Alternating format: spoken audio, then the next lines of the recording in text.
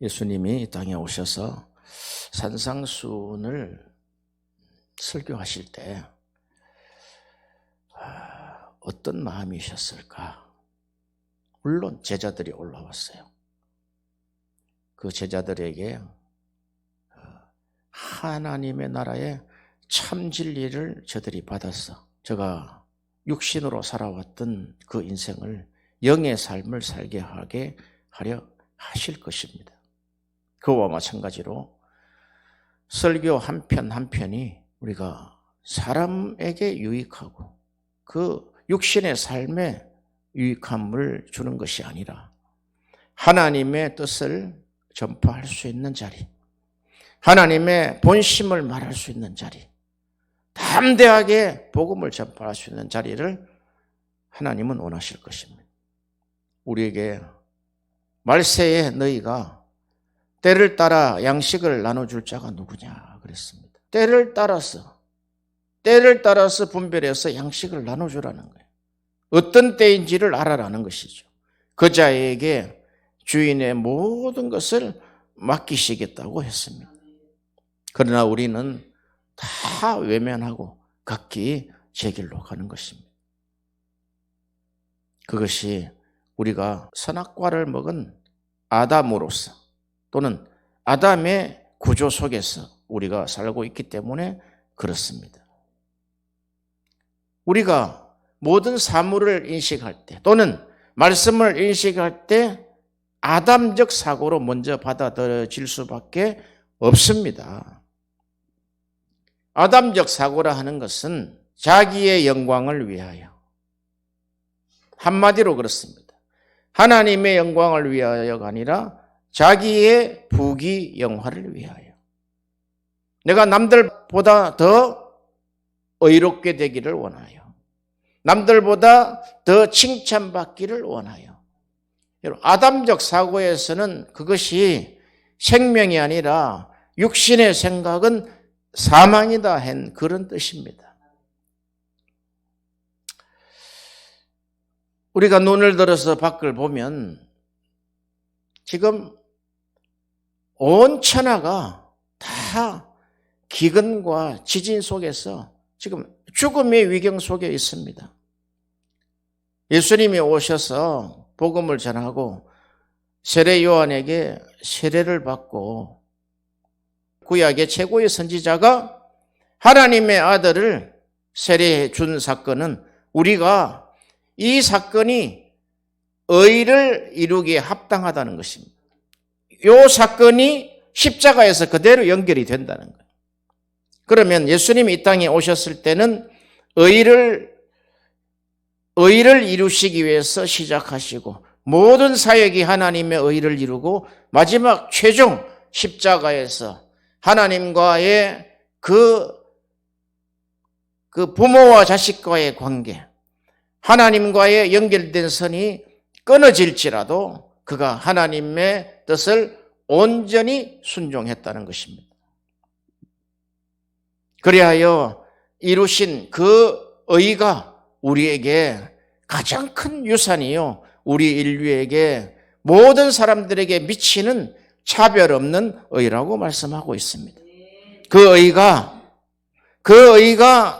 임하는 곳, 그 의가 깨달아진 심령들, 그 의가 작동하는 영혼, 그것을 영이라고 이야기했단 말이죠. 하나님의 통치가 있는 곳, 그것이 영이다 이 말이에요.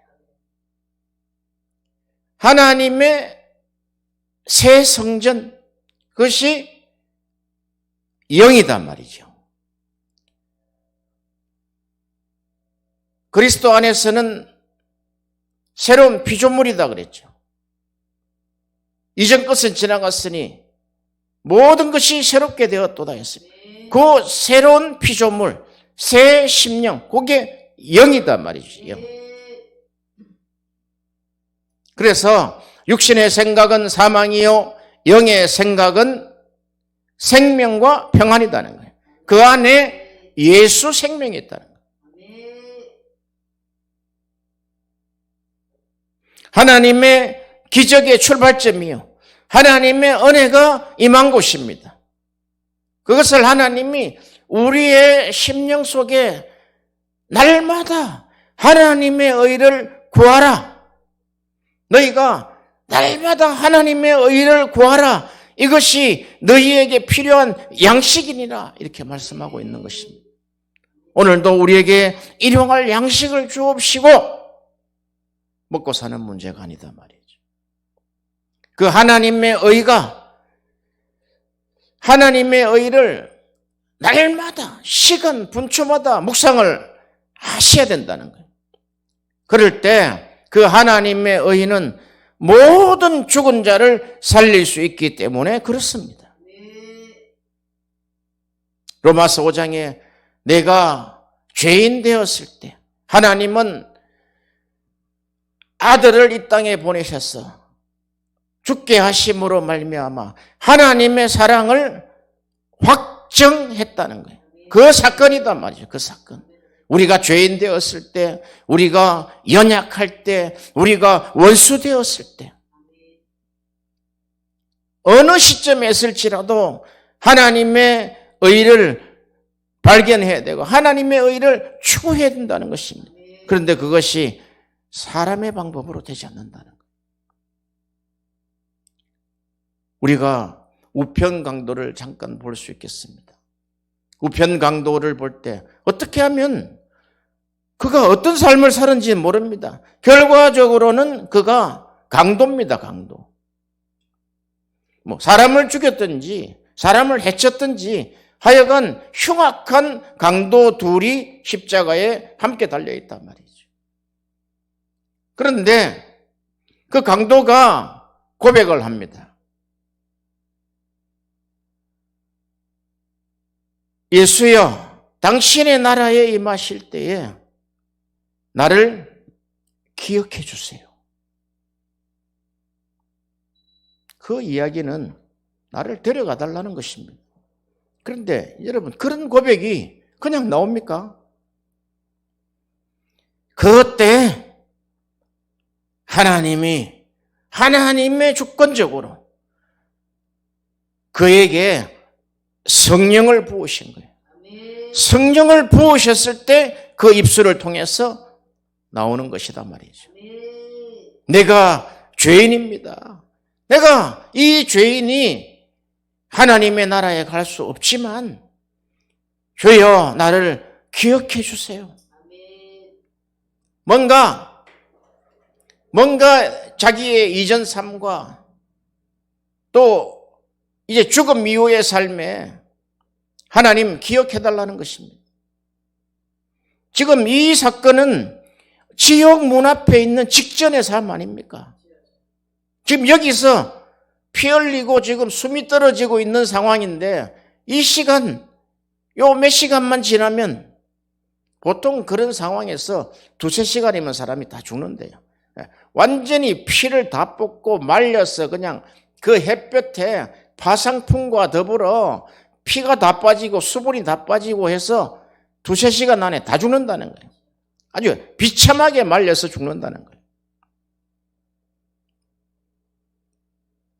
그런데 그에게 그 순간에 성령이 오셨다는 거예요. 성령이 부어졌다는 거예요. 성령이 오셨을 때는 성령은 세 가지 일을 하신다 그랬어요. 예수님이. 성령이 오시면 그가 죄에 대하여, 의에 대하여, 심판에 대하여 너희 안에 있는 세상을 책망할 것이다 그러는 거예요. 성경은 다 남 이야기 아니에요. 내 안의 이야기단 말이에요.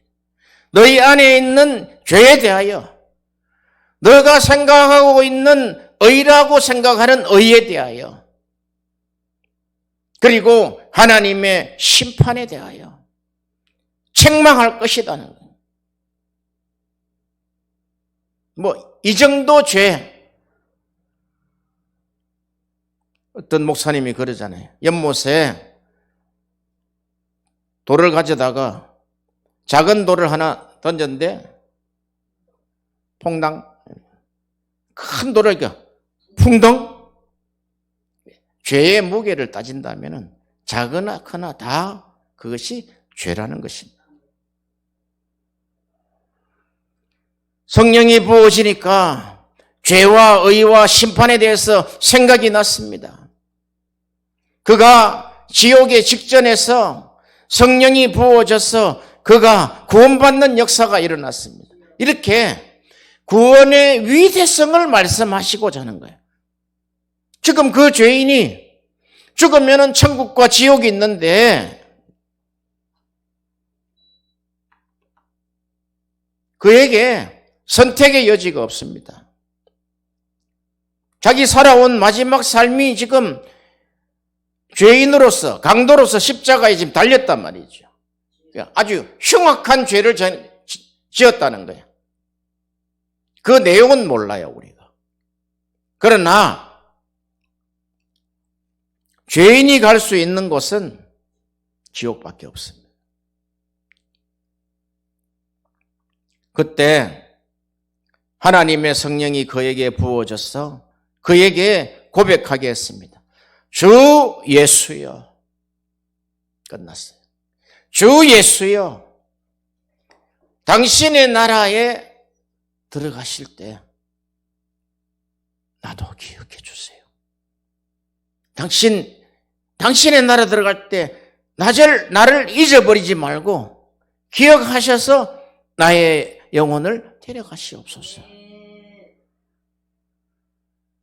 아마 지상에서 가장 위대한 말씀일 겁니다. 너가 오늘 나와 함께 낙원에 갈 것이다.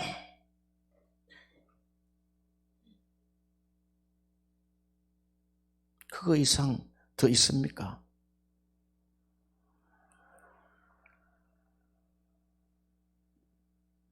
사도 바울이 그가 살기가 등등하여 다메섹으로 들어갑니다. 예수 믿는 자들을 죽이기 위해서 그에게 체포영장을 가지고 누구든지 예수를 전하는 자, 예수를 믿는 자는 죽여도 좋다는 살인면허를 가지고 들어갑니다. 이 사람을 어떻게 고칠 수가 있겠습니까?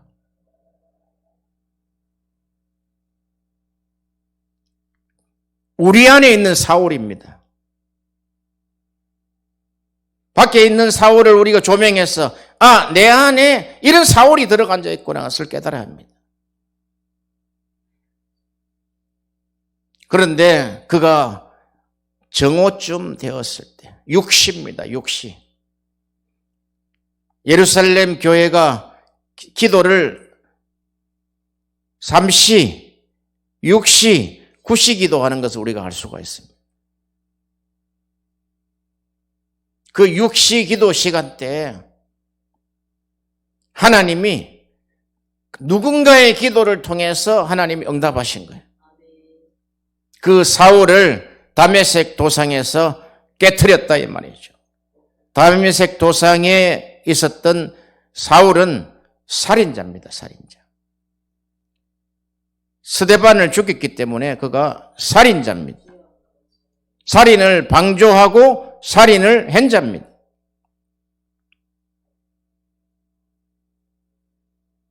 하나님이 그 살인자에게 그가 고백하잖아요.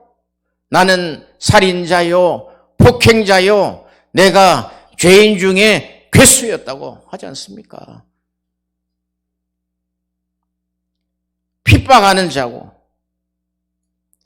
온 천하가 사울 이름 들으면 벌벌 떨었단 말이죠. 그런 자를 하나님이 그 현장에서 딱 한마디 합니다. 사울아, 사울아, 너가 어찌하여 나를 핍박하느냐?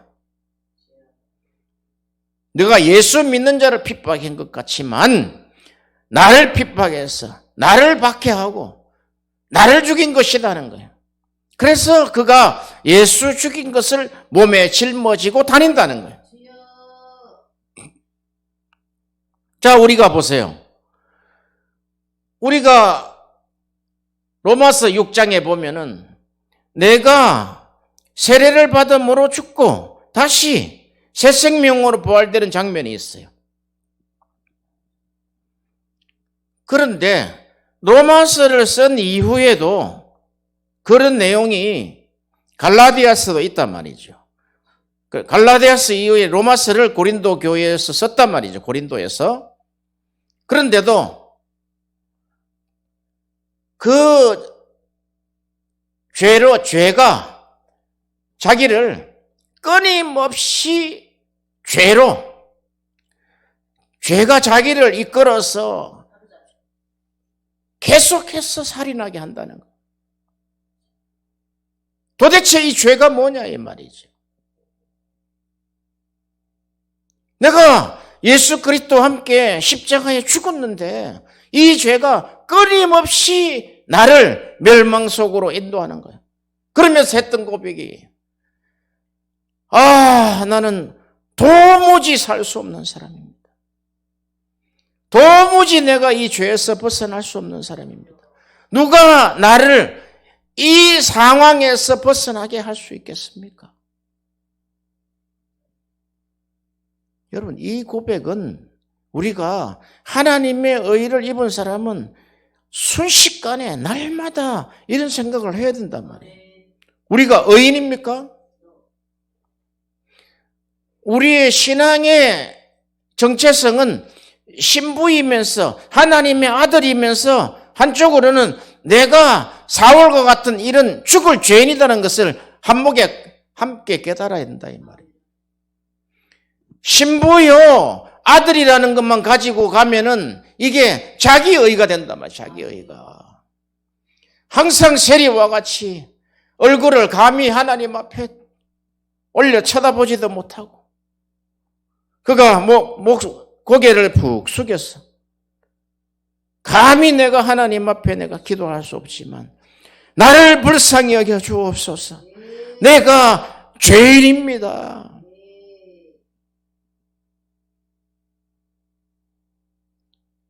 이런 하나님의 의로 말미암아 의인된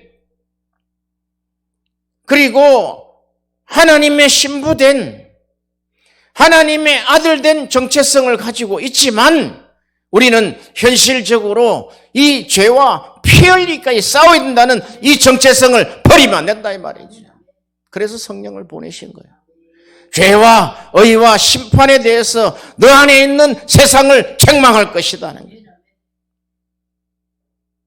사울아, 너가 어찌하여 나를 핍박하느냐? 어찌하여 나를 박해하고 나를 죽이느냐? 사울이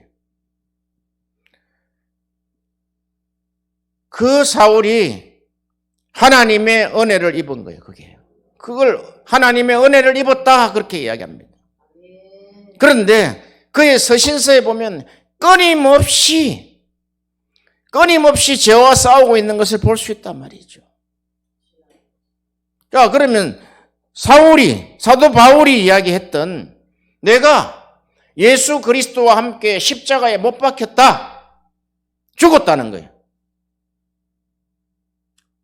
그것을 내가 십자가에 못 박혔다, 죽었다는 것을 바울의 적용은 바울이 하는 거예요. 자기의 고백을 하는 거예요. 실제 고백을 하는데 우리의 고백은 어떠냐 이 말이죠.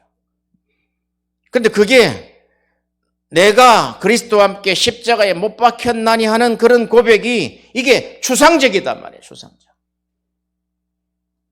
현실에는 너가 예수를 믿고 하나님의 의를 입었다는 자가 현실에 너가 이 문제 하나를 너가 용서하지 못하느냐, 이 문제 하나를 너가 이길 수 없느냐 말이죠.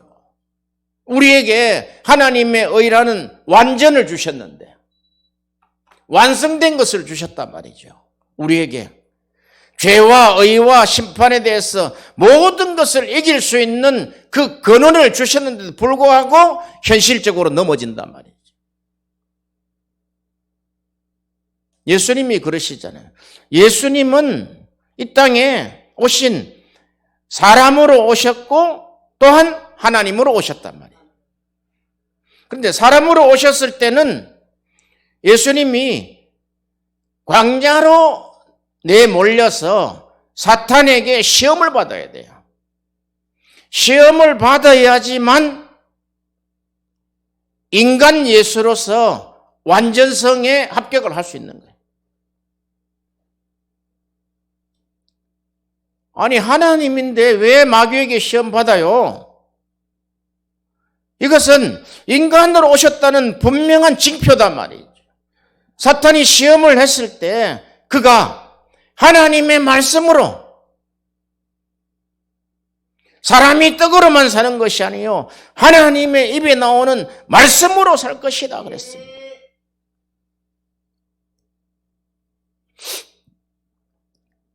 하나님이 우리 하나님의 백성들에게, 즉 이스라엘에게 처음 말씀을 주실 때 모세를 통해서 말씀을 주셨어요. 그렇죠? 모세는 애굽에 40년, 그냥 어릴 때부터 그냥 애굽에서 살았단 말이에요. 40년 동안. 거기서 학문을 했다 이 말, 학문을. 모세는 히브리어를 알지 못해요. 하나님이 모세를 시내산으로 불러다가 첫 번째 돌판을 2개를 줬단 말이죠. 그때 하나님이 직접 손으로 쓴 글씨를 주셨단 말이에요.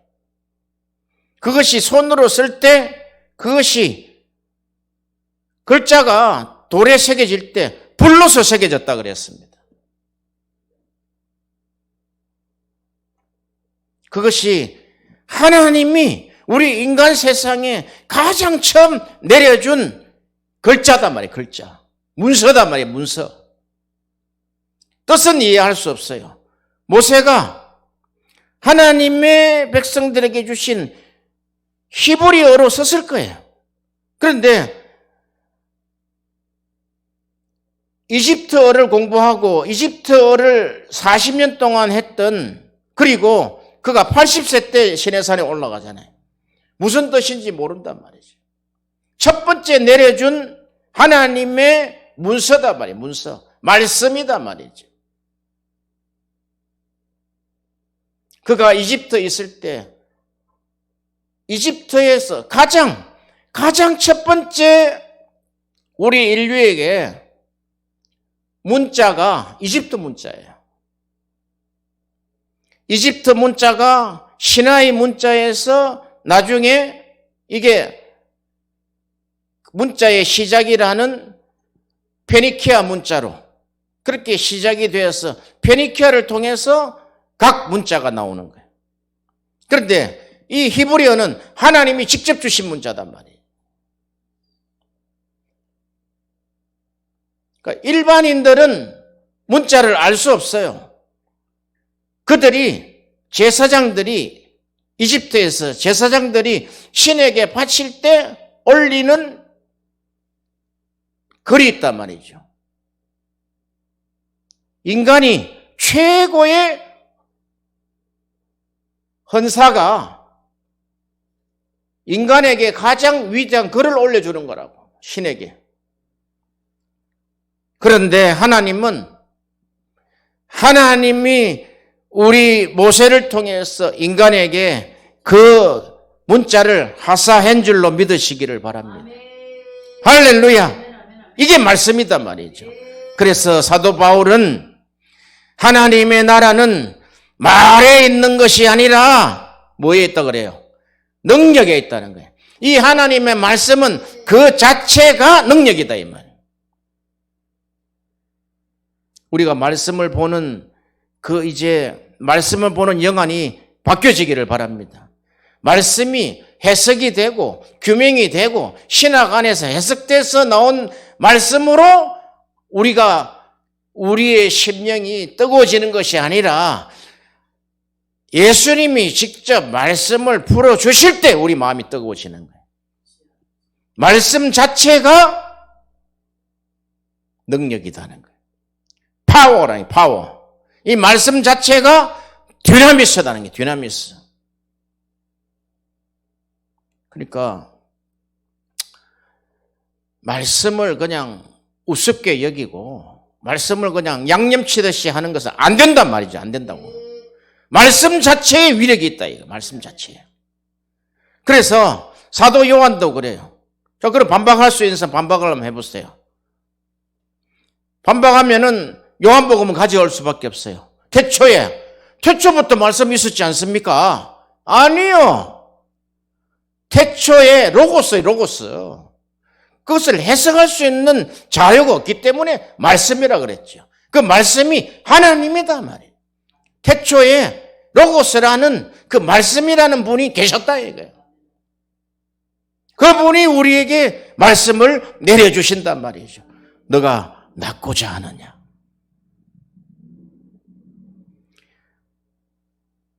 너가 지금 천국에 들어가기를 원하느냐? 우편 강도가 그거 이야기한 거잖아요. 나 천국에 데려가 주세요. 이런 고백에 따라서 하나님은 너가 오늘 나와 천국에 들어갈 것이다. 그런 것이다. 이 말씀이 베드로는 그래요. 사도 베드로는 이 동일한 말씀으로 우리가 말씀을 전한다는 거예요. 하나님이 내려주셨던 그 말씀, 사도와 선지자들이 썼던 그 말씀, 그럼 그 이후 세대에 복음의 말씀을 받아서 말씀을 전하는 자들의 그 말씀, 그게 거리 아니다는 거예요.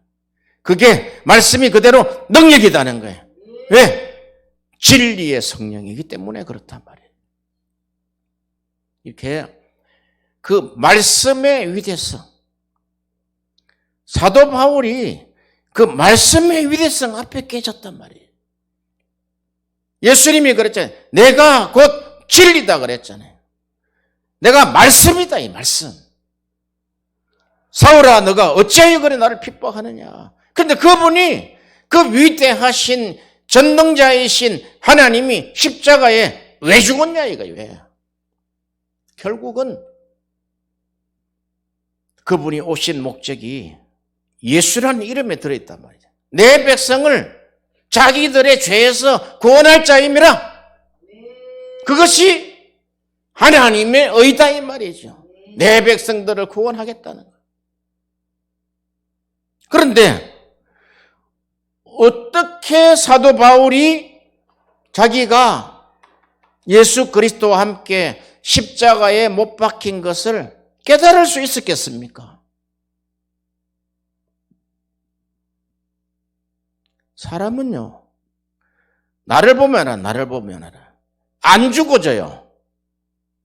내가 하나님의 말씀을 받은 자, 그 의를 체험한 자, 그렇지만 순식간에 어떤 문제가 닥치면 내가 안 죽는다고.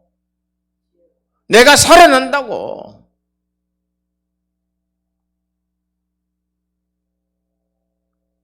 사도 바울도 그런 고백하잖아요. 내가 살 수가 없습니다. 너무너무 내 인생이 불쌍합니다. 누가 나를 건져줄 수 있겠습니까? 예수님을 누가 죽였습니까? 유대주의와 율법주의가 죽였잖아요. 예수님을 유대주의와 율법주의가 죽였는데 그 죽음이 하나님의 의를 이루신 장면이라는 거예요.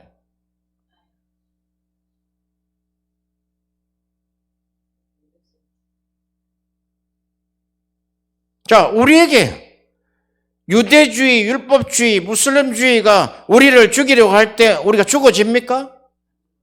안 죽어져요. 죽어져야 그게 의다 말이죠. 의.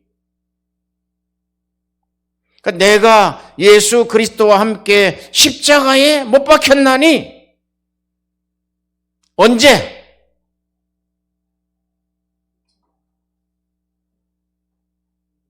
창세전에. 에베소서 1장 3절 보세요.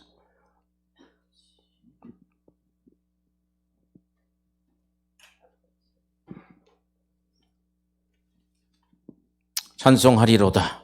하나님 우리 주 예수 그리스도의 아버지께서 그리스도 안에서 하늘에 속한 모든 신령한 복으로 우리에게 복주시되 곧 창세 전에 그리스도 안에서 우리를 택하사 우리로 사랑 안에서 그 앞에 거룩하고 흠이 없게 하시려고 그 기쁘신 뜻대로 우리를 예정하사 예수 그리스도로 말미암아 자기의 아들들이 되게 하셨으니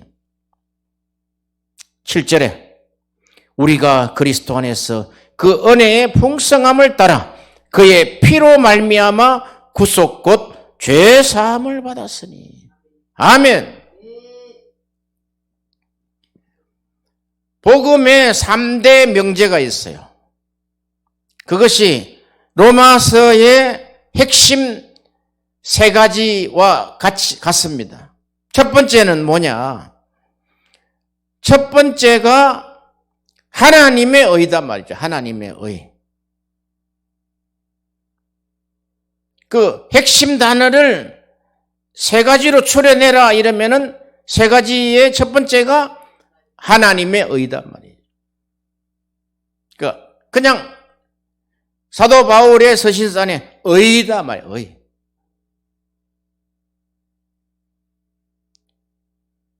바리새인과 서기관들에 의해서 변질된 의가 아니라 그 하나님이 십자가에서 완성케 하신 예수 그리스도를 통한 의, 그게 디카이오 슈네다 말이에요. 디카이오 슈네 찾아보세요. 그 디카이오 슈네, 이것은 바리새인들과 서기관에 의하고는 다르다 말이죠. 질이 다르단 말이죠. 오늘 본문에 보면은 내가 너희에게 이르노니 너희 의가 서기관과 바리새인보다 더 낫지 못하면 결단코 천국에 들어가지 못하리라. 바리새인과 서기관들의 의가 얼마나 완벽한 줄 아세요? 절대로 사람 앞에서는 하나도 흠을 잡을 수가 없어요. 뭐 성경에 바리새인 서기관 하니까 우습게 봅니까? 아니요. 그때 유대 당시에 바리새인 후보자들이 한 6천 명이 있었다는 거예요. 그런데 결국은 사도 바울처럼 바리새인으로 또 공회원으로 들어가려면 70명에 들어가려면 이게 서울대학 들어가면 더 힘들단 말이죠. 평생을 성경 연구를 해야 돼요. 그런 의단 말이죠. 그런데 그런 의는 천국 못 들어간다는 거예요. 그런 의보다 더 낫지 못하면 더 좋은 의, 이런 이야기가 아니다 말이에요.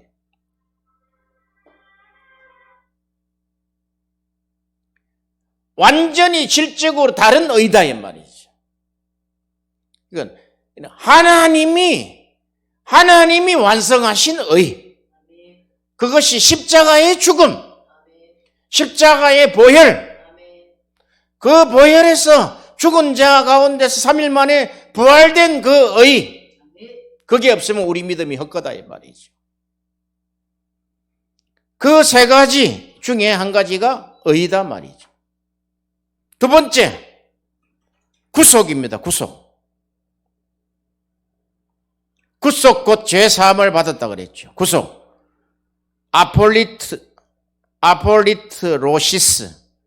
아폴리트로시스 구속입니다. 이것은 속량이라고 이야기하기도 합니다.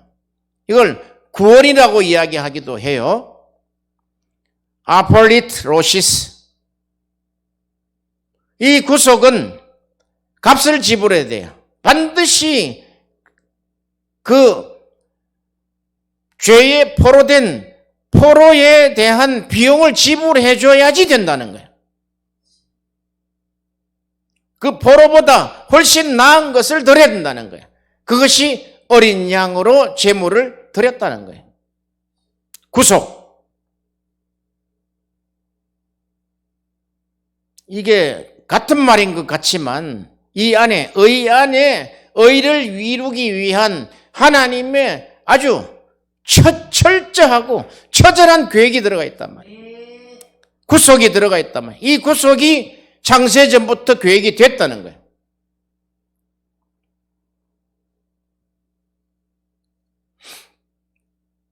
그리고 세 번째가 화목제물입니다. 화목제물. 힐라스테리온. 화목제물, 힐라스테리온. 이것은 하나님 앞에 그 의를 완성하기 위해서 하나님과 원수됨을 풀어야 된단 말이죠. 그걸 안 풀고, 그 원수대가 있는 거 안 풀고 그냥 나 혼자만 풀었다면 되겠어요? 원수됨을 풀기 위해서 하나님 앞에 하나님과의 화평을 위해서 화목제물이 드려져야 된다는 거예요.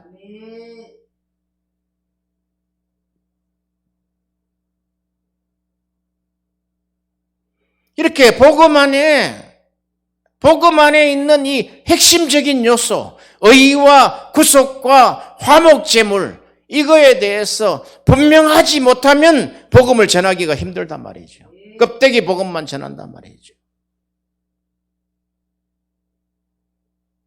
그러니 사도 바울도 내가 그리스도와 함께 십자가에 못 박혔나니 하는 그것이 우리에게 들릴 때는 10년, 20년, 30년, 40년이 와도 그게 추상적으로 들린다면 복음을 이해를 못했다는 이야기예요.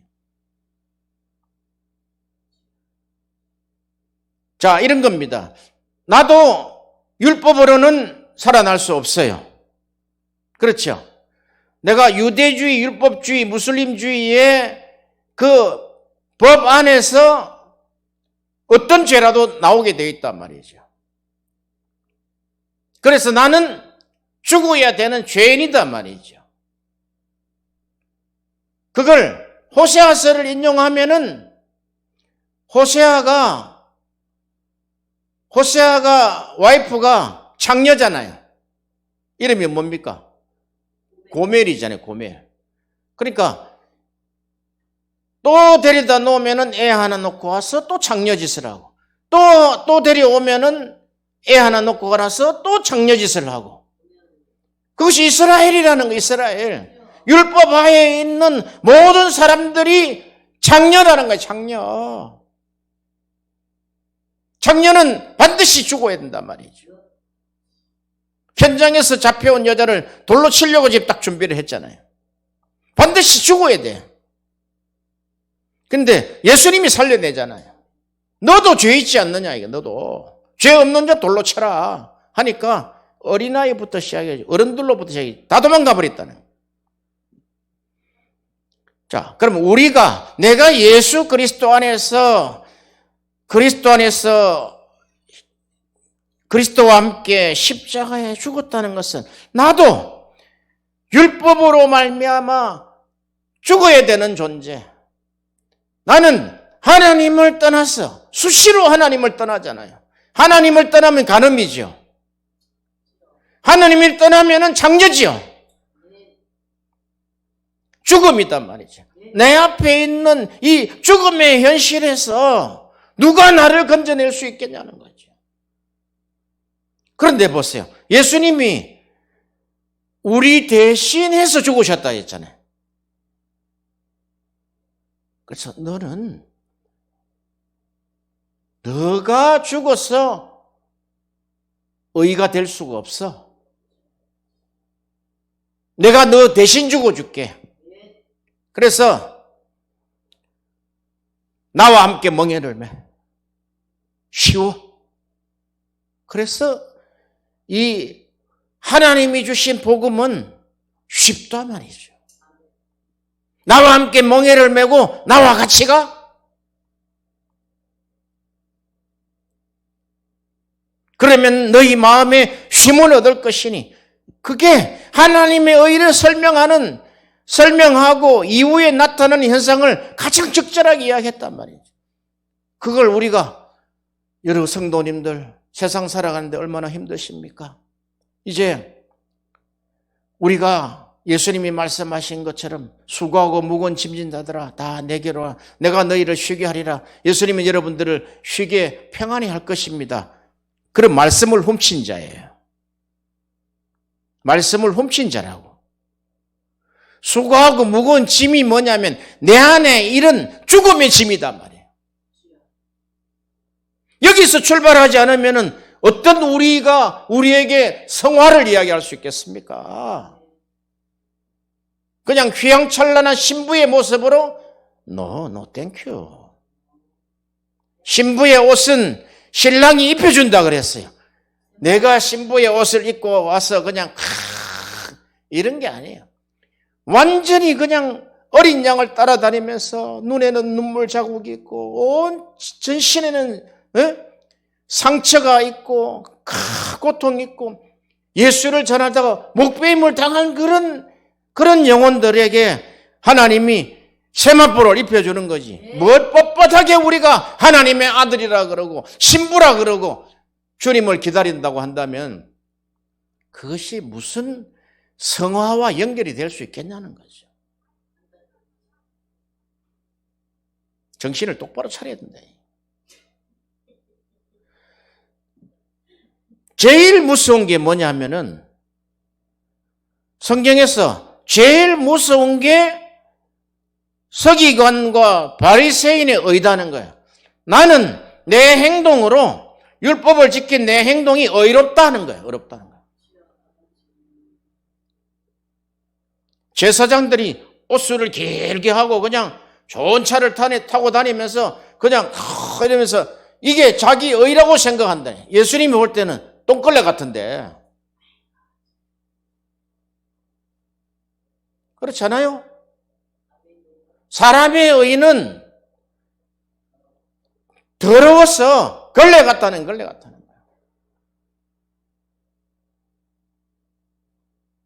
사람이 추하고 힘들고 머리에 이가 버글버글하고 해도 내가 복음을 위해서 주님을 위해서 내가 평생 내가 살다가 내가 죽어야지. 하나님은 그를 의로 보시고 그에게 세마포옷을 입혀주신다고. 뭐 잘나 빠진 거 가지고 무슨 우리의 의가 어디가 있습니까? 여기 보세요. 그런데 제자들은 그런단 말이죠. 내가 율법이나 선지자나 폐하러운 줄로 생각지 말라. 폐하러운 것이 아니라 완전케 하려 함이로다. 이 완전케 하는 사건이 내가 죽어 하나님의 율법을 완성시키겠다는 거예요. 율법에 내가 죽어야 되겠다는 거예요. 유대주의에 내가 죽으러 왔다는 거예요. 이때 당시는 에스라의 유대주의단 말이죠. 그 안에 율법주의단 말이죠. 율법주의가 예수님을 죽이잖아요. 알고 있었다는 거예요. 그런데 이렇게 오실 때부터 다 알고 있는 내가 3일 만에 죽고 3일 만에 내가 부활하리라. 이스라엘에게 내가 고난을 받아서 3일 만에 죽고 3일 만에 부활하리라. 하신 것을 초창부터 계속 이야기하면서 왜 십자가상에서 이 잔을 내게서 옮겨달라고 이야기했냐 말이에요. 이거 안 맞잖아요, 지금 이게. 이 해석을 어떻게 할 거냐 이거죠.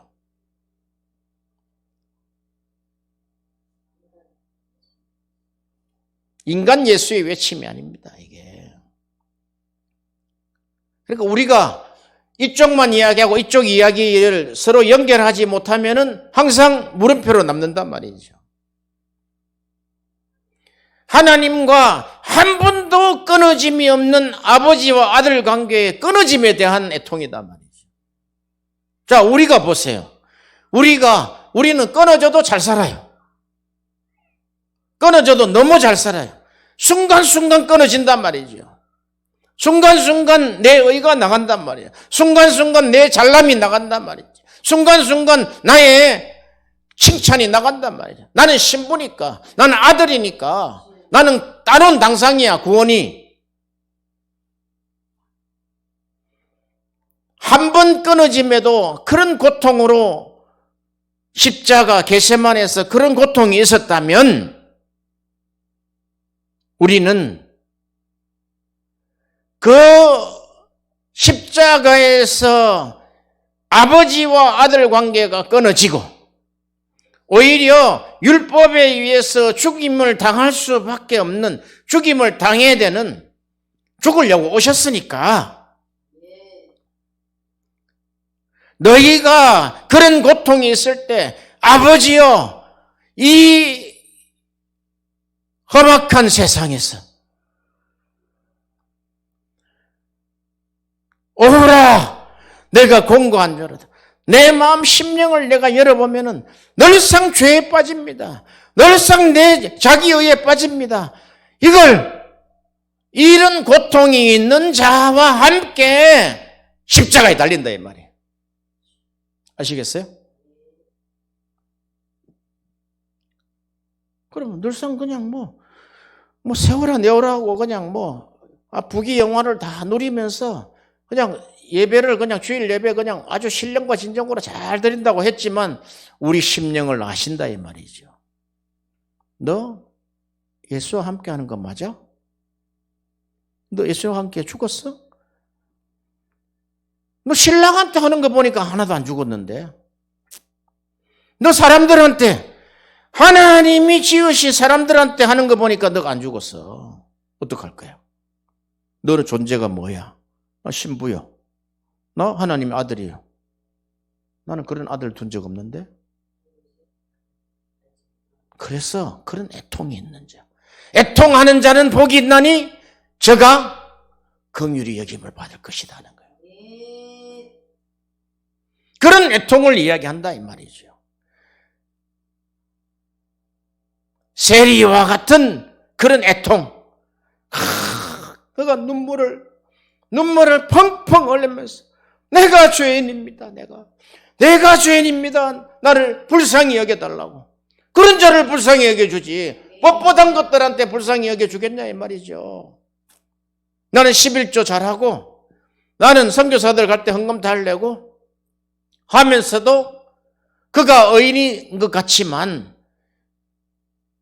주위 사람들이 얼마나 그의 말에 매워서 그의 말이 얼마나 독해서 그의 말이 얼마나 가슴을 찔러서 아프게 하는 사실은 본인은 까마득히 잊어버리고 있다는 것입니다. 의인이기 때문에 내 말이 맞다는 것. 아닙니다. 우리는 세리처럼의 자리에 내려가야 됩니다. 바리새인은 그럽니다. 옆에서 그렇게 울면서 회개하고 기도하는 그 세리를 보고 바리새인은 하나님이여 우리는 저와 세리와 같은 자가 아님을 감사하나이다. 그런 자 아닙니까? 지금 그런 거 이야기하시려고 하는 거 아니냐 이 말이지 이 말이. 그러므로 누구든지 이 계명 중에 지극히 작은 것 하나라도 버리고 그같이 사람을 가르치는 자는 천국에서 지극히 작다 일컬음을 받을 것이요 누구든지 이를 행하며 가르치는 자는 천국에 크다 일컬음을 받으리라. 왜 여기에 천국을 작다 크다 작은 자 큰 자를 이야기하냐 이 말이죠. 차별합니까 하나님이? 하시고자 하는 메시지가 있단 말이죠.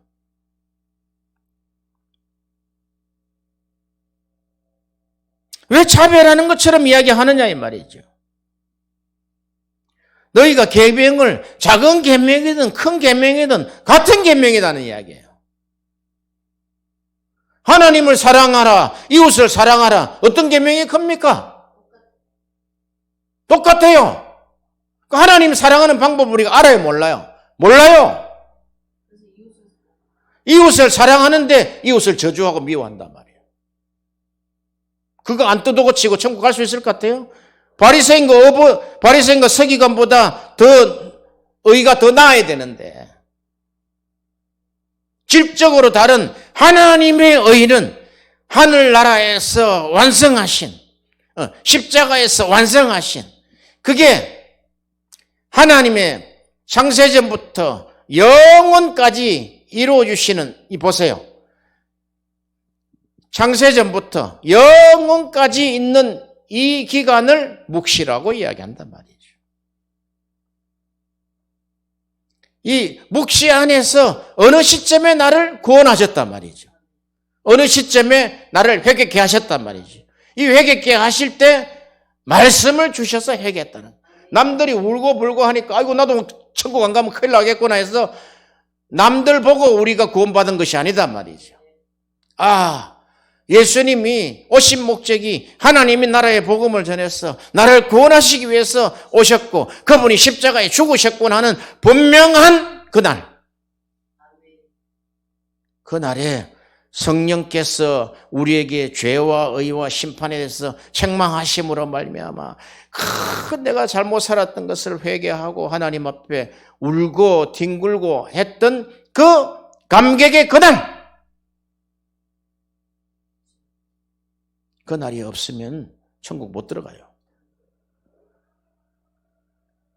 그 깨달은 자가 복음을 전한단 말이죠. 그 깨달은 자가 선교사로 나간단 말이죠.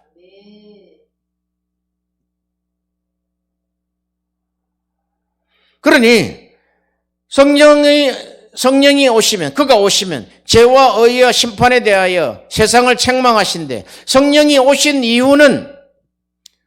이후에는 너 지금 하나님 믿어 안 믿어? 저 믿는데요? 너 지금 행동 보니까 안 믿는 행동인데 그럼 죄다.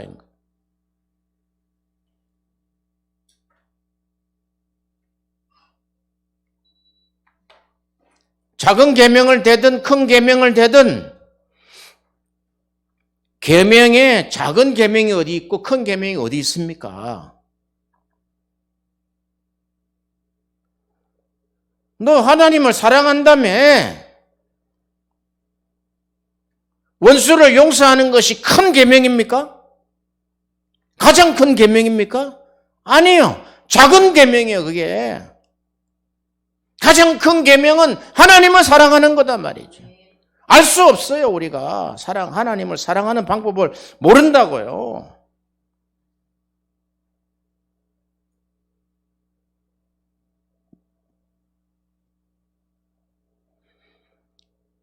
하나님은 악한 자나 선한 자나 똑같이 은혜를 베푸신다 그랬어요.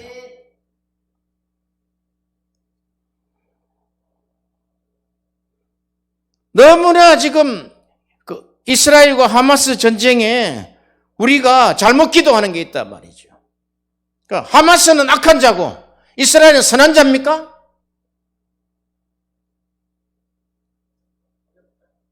어려운 거예요. 하나님의 눈에서 볼 때는 다 악한 자나 선한 자에게 내가 은혜를 내리시겠다는 거야. 비를 내리시듯이 은혜를 내리는데 너희가 안 지킨다는 거야. 작은 계명이든 큰 계명이 안 지킨다는 거야.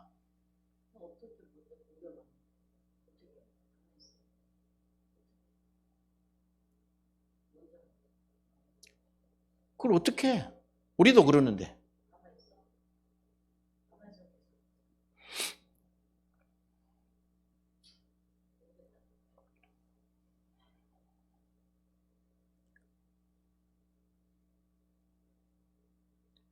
끝없는 평행선이다. 끝없는 평행선. 끝없는 평행선에서 어떻게 할 거냐 이거야. 그래서 로마서에 하나님의 의, 구속, 그리고 화목 제물. 그러니까 화목 제물을 안식일마다 화목 제물을 드리고 하나님과 화목하고 세상과 화목하는 게 없다면은 그게 무슨 화목 제물의 역할이 되냐 이 말이죠. 그저 우리는 하나님 이 전쟁을 그치게 하여 주시고 일단 사람 죽는 걸 막아야 되니까 하나님 그치게 해주시고 판단은 하나님께 있잖아요. 왜 내가 판단하냐고 하나님처럼. 하나님이 우리 기도 한마디를 통해서도 우리가 점검이 된단 말이에요. 우리 안에 내면이 점검이 된단 말이에요. 내면이. 그들은 뿔 달린 마귀들입니까? 아니요. 지금 더 비참한 것은 하마스라고 지금 하나님 볼 때는. 해답은 아무도 몰라요. 답은 하나님만 가지고 계신다 이 말이죠. 우리가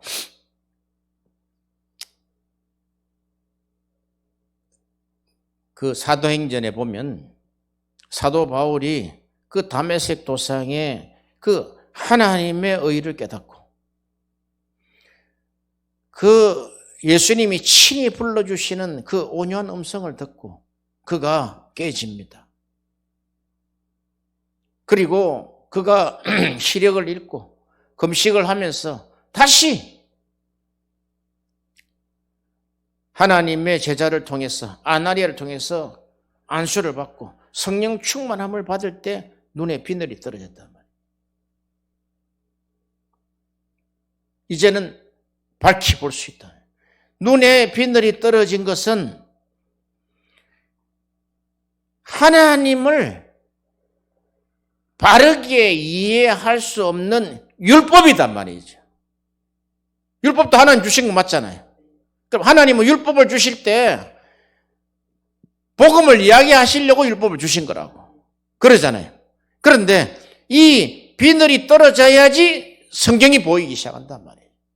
그 시작점이 어디냐? 하나님의 의다 말이죠. 하나님의 의. 디카이오 쉐네. 그래서 너희는 먼저 하나님의 나라와 하나님의 의를 추구하는 삶이 되거라. 아멘. 그래서 복음에는 하나님의 의가 나타나서 믿음으로 믿음에 이르게 하나니 오직 의인은 믿음으로 말미암아 살리라. 마틴 루터가 구원받은 거 아닙니까? 그 구절로. 그래서 이 사도 바울은 그가 복음을 전할 때 사도행전 24장 25절에 벨릭스에게, 벨릭스 다음에 2년 지나서 베스도가 와요. 총독. 벨릭스에게 복음을 전하는데 그 내용의 핵심이 세 가지가 나왔어요. 누가가 기록할 때 따라다녔잖아요. 수행원으로 따라다니면서 복음을 전했는데 딱 뭉쳐서 딱 해보니까 세 가지 나온다는 거예요. 의와 절제와 다가오는 심판에 대한 강론을 했다는 거예요. 여기 절제, 죄에 관한 것이다. 이 말. 너 절제하라. 이런 게 아니에요.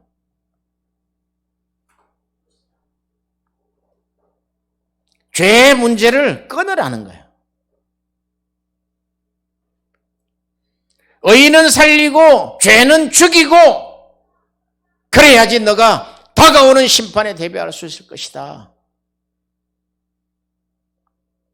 속이 벌벌벌 떨리지 않겠어요?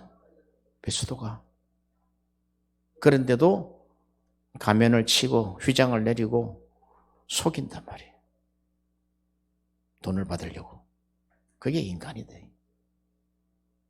인간의 끝없는 변장, 속임, 이런 것이 의로 나타난단 말이에요. 우리가 하나님 앞에 제사를 드릴 때, 하나님 앞에 예배를 드릴 때 가장 하나님이 원하시는 것은 세리의 방법이에요. 바리새인의 방법을 원하게 받겠습니까? 하나님 저 보세요. 우리는 3일에 한 번씩 금식하고요. 11조 우리는 끊어지지 않습니다. 우리는 성경금 끊이지 않습니다. 우리는 바리새인처럼 저렇게 안 한다고요. 근데 하나님은 어느 걸 받았다 그랬어요? 세리 걸 받았다.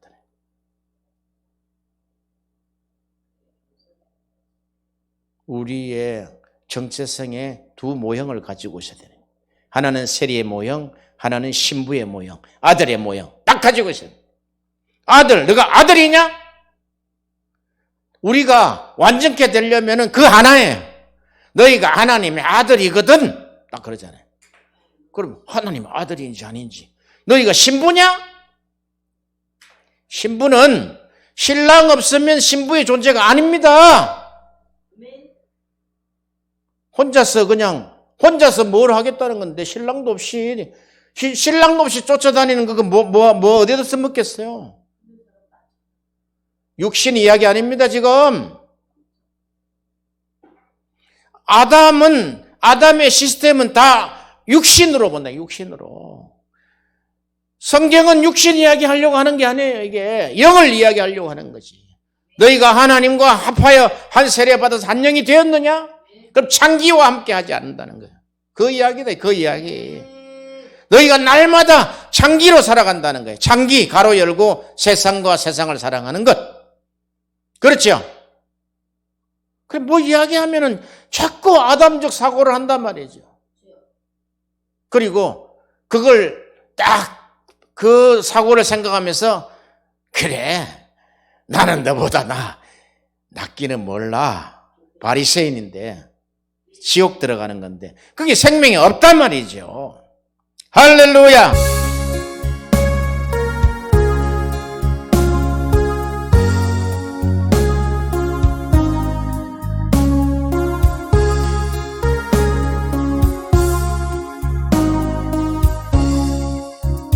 나의 기쁨 나의 소망 되시며 나의 생명이 되신 주 밤낮 불러서 찬송을 드려도 늘 아신 마음 우리가 이 예수님이 우리 안에 들어와 계시죠. 그러니까 우리와 함께 하시다 임마누엘이잖아요. 이게 신앙의 결정판인데 우리 안에 들어와 있는 예수가 껍데기 예수가 들어온 것이 아니다 말이에요. 이 안에 크게 양대 예수가 들어와 있다고. 첫 번째, 의를 이루기 위해서 죽으신 제물로 오신 예수. 그 히브리서에서 이야기하는 거예요.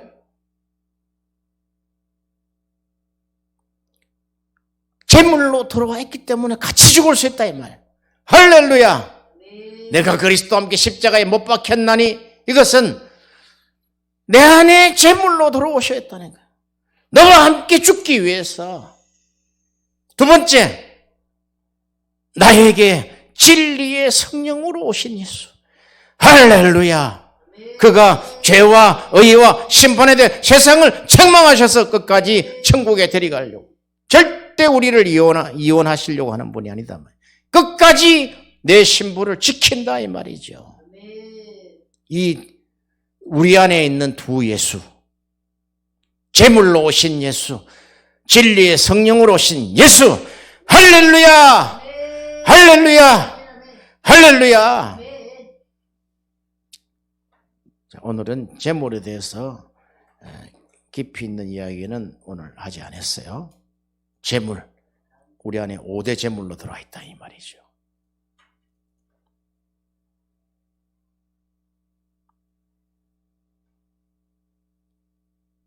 기도하겠습니다.